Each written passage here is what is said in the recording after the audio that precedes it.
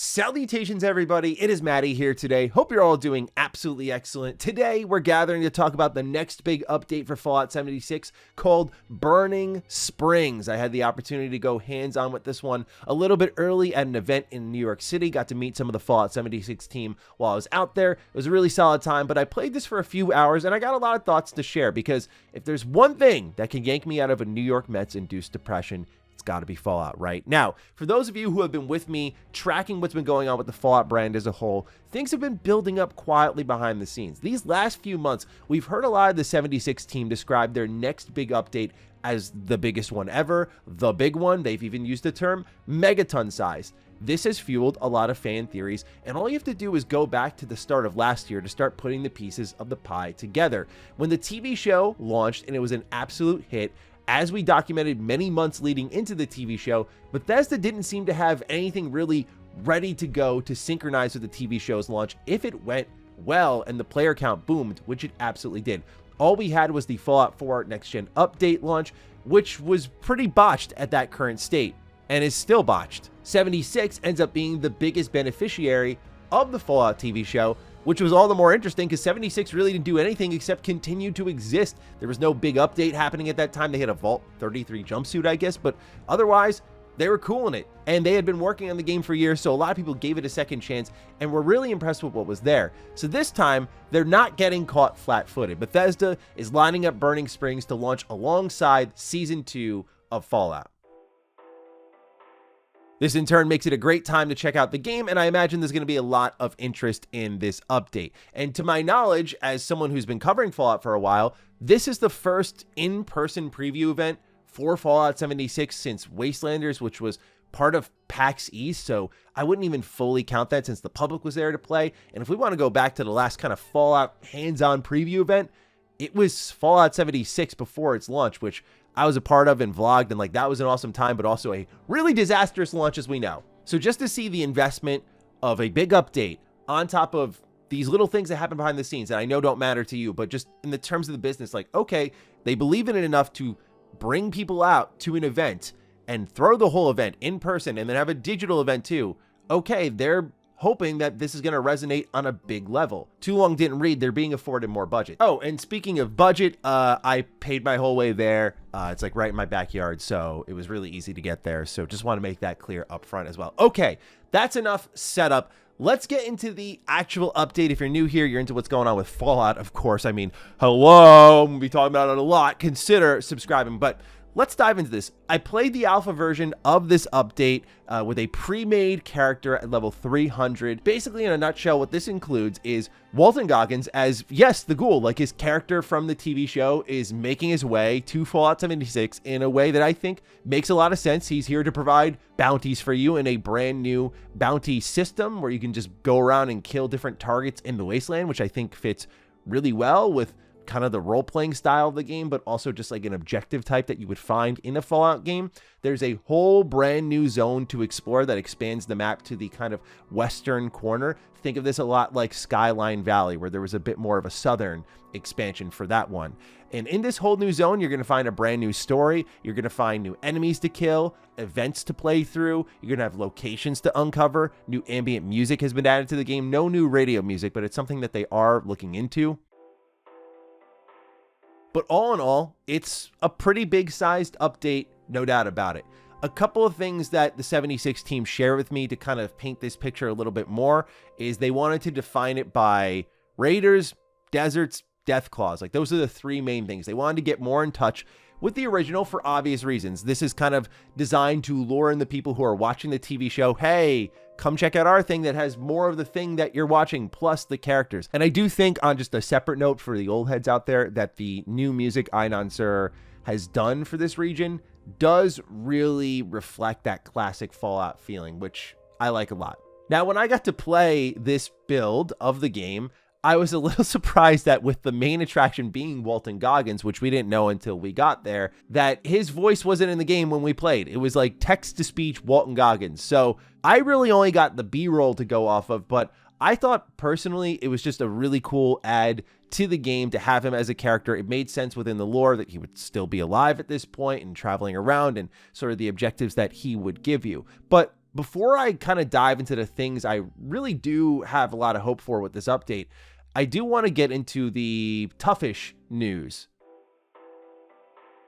So, like I mentioned at the start of the video, John Rush and Bill Lacoste, who are kind of the main faces of 76 nowadays, the production director and the creative director, have really been kind of hyping this one up. This is the big update. In particular, John Rush called this their biggest update ever in one of the interviews he did recently over the summer. Now, immediately, and I think fairly, our brains went to Wastelanders as the biggest update ever. And this is an objective fact, okay? Wastelanders came out 2 years after Fallout 76. It overhauled the entirety of the base game, right? It gave us NPCs. It gave us a whole new storyline. Within that storyline were choices and multiple endings. That storyline was almost 20 hours long, might I add. It added a bunch of new weapons. It changed the kind of loot system a bit. NPCs had filled out so many locations, not just the main ones for the story, but everywhere on the map where, you know, it would make sense that a Wastelander would be there. It is, to many people, still the biggest and, to a certain extent, the best update the game has got. It's certainly what redeemed it the most. It's certainly what put it in an area where people could really start to root for the game and feel like they're not betraying what Fallout is at its core. So naturally, when you hear biggest update ever, you're thinking bigger than Wastelanders, but it makes sense. The amount of money that's flowing into this game, the player count that's flowing into the game, is bigger than at the time for Wastelanders. So this may not be the toughest news, but at least for me it was to hear, which is like the main story they confirmed was like 6 to 10 hours long. And that's something, especially when you account for all these updates, including this one for 76, have been free. And a lot of people are going to be jumping in fresh where they've not played any of the updates since the game launched. So 6 to 10 hours sounds probably pretty good. But for me, as someone who's regularly kept up with the game, when I heard biggest update ever and then like the story was really short, I was a little bit underwhelmed by that. So here's the way I encourage you to think about that. Those of you who are not like me, deeply entrenched in everything Fallout, think of it like Skyline Valley 2.0.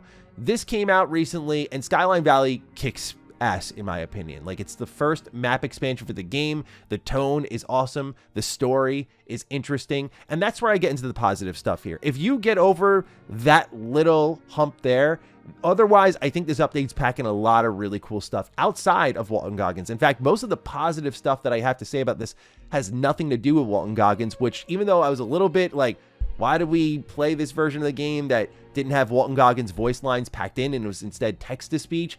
It kind of allowed me to explore the other corners of this update and find out just how many other things really resonate with me. For example, this new zone, Burning Springs, is awesome.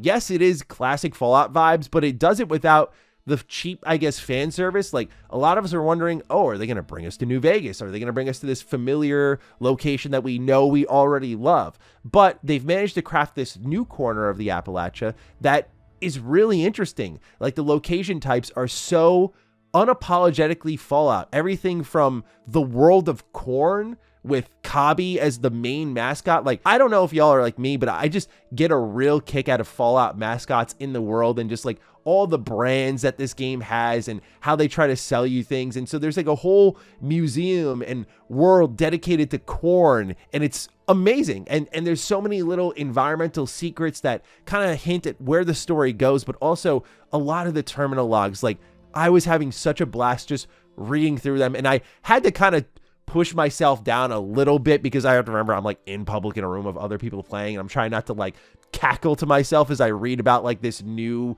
Cobby mascot. But it was awesome. They have locations like that. There's a mini golf course that's very reminiscent to me of Novak with these giant dinosaurs everywhere. But when you start to read the lore about what was happening to the mini golf course workers, it's both dark and hilarious. Like, they did a really good job with some of these locations and just getting creative, getting unapologetically Fallout with it. Meanwhile, there's more of like the self-serious city of Athens. Like, there's all this good mixture of locations that blend together to make it feel very truly Fallout. The naming convention of one place has me a little like, that's all you could come up with? It's called Highway Town. It is the main town of this update, and it's exactly what it sounds like. It's a town built into a highway.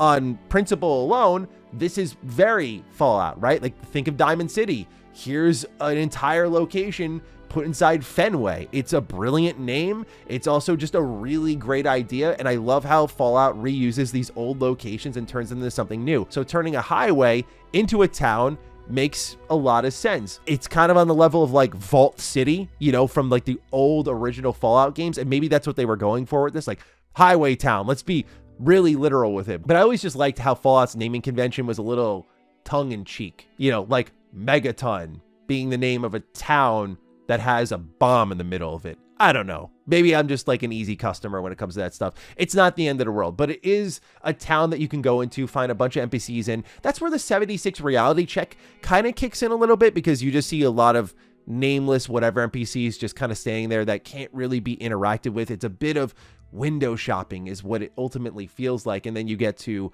where the ghoul is in here, and that's where you can really have the meaningful conversation. So it still feels a bit selective in that process. And if you're a traditional Fallout fan, you do have to turn that part of your brain off. But on the whole, the locations were the highlight for me. I just had so much fun exploring this zone, reading the terminals, and questing around a little bit. I will say, if I had another early critique right now, it's how at least the quest line opened up for us in our experience. So you had to pass a couple of tests. One was a test of might. Now, I talked to a couple other people there who were previewing this big update, and they had, like, for example, the test of might, and then after that was another sequence of tests, and they were based off the in-game challenges, of which you had to finish 3 of for each. Now, when I was playing, which was for a couple of hours, I didn't even finish the test of might. At first, I thought I was having a skill issue. I talked to a couple other previewers. I said, it's been a while for me with 76. I think I'm just behind. They're like, no, I didn't get to finish it either. And then some did finish it. They're like, yeah, and there's another sequence of tests after that. I'm like, really?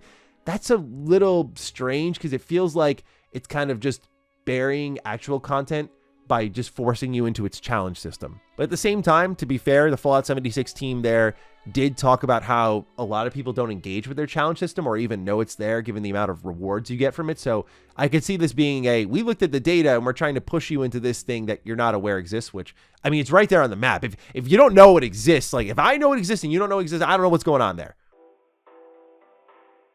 But on the whole, just think of it as more Skyline Valley, which to me is a great thing. If you've watched me do these reviews of these big Fallout updates, you'll note that everything from like expeditions, these little raid ads that they've made to Fallout 76, I have not been a fan of any of that. But when they added Skyline Valley, I went, yes, this is what I want. More of this. And it is more of that. It's more in line with like Steel Dawn. You know, here's a storyline. Here's a zone to explore. Like, we got a lot to show you, a lot for you to do. And these are the big swings that I hope they start to, at the very least, annualize with 76. They're always updating it. Like, they just put fishing into the game. They just did a huge camp overhaul. Like, they're doing a lot with the game. So again, I'm speaking as someone who's pretty recurrent with the game, but a lot of what you might be looking at this as someone brand new is like, is it time to jump into 76? Yeah, I mentioned this in my 2024 review, and no doubt we'll do another re-review this year for season 2 for people who want all of the updates to that point in time. But yeah, like, this is a good time to just give the game a look. I think especially with what's here, they've done, no doubt, a good job. I just, of course, as many of you know, prefer a particular brand of Fallout, so I'm more of a fan of things like Skyline Valley or what Burning Springs is doing. So yeah, on the whole, like, it's pretty solid stuff. I want to, of course, see the whole thing, see the whole story through, see all the locations, unpack the lore, dive deep into it like I usually do before I put out that kind of final verdict. But on the whole, you know, I thought it was a pretty solid time, and I'm looking forward to diving in. And I do think it was a cool idea to bring the ghoul into 76, and of course getting Walton Goggins' voice, his likeness in there, like, no cheaping out on that. I thought that was a great move too. So ladies and gentlemen, those are my thoughts on everything I played thus far with Burning Springs. I'm looking forward to seeing what you think down below. Other than that, take excellent care of yourselves, and I'll see you in the next one. Stay sexy, stay active. I love you all. Peace.